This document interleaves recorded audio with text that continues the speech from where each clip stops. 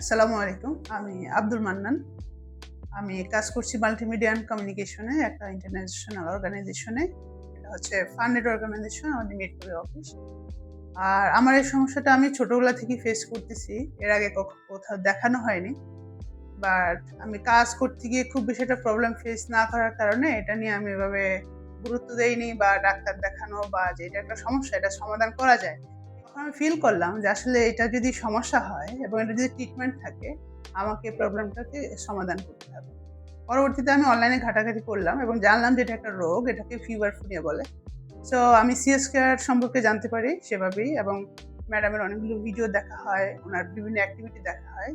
দেন আমার কাছে মনে হলো যে এখানে আসলে পরে আমি আমার সমস্যাটার সমাধান করতে পারবো, এবং আমি যেই সমস্যাগুলো ফেস করছি রিয়াল লাইফে, এই সমস্যাগুলো থেকে আমি মুক্তি পাবো আরকি। That's a Asha. সো দেখি, হোপফুলি আশা করি যে ভালো কিছু হবে ইনশাআল্লাহ।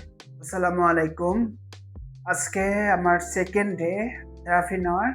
গতকালকে নিয়েছিলাম, তারপরে আজকে। তো আজকে থেরাপি নেওয়ার পরে আমার ভয়েসের এখন এই কন্ডিশন।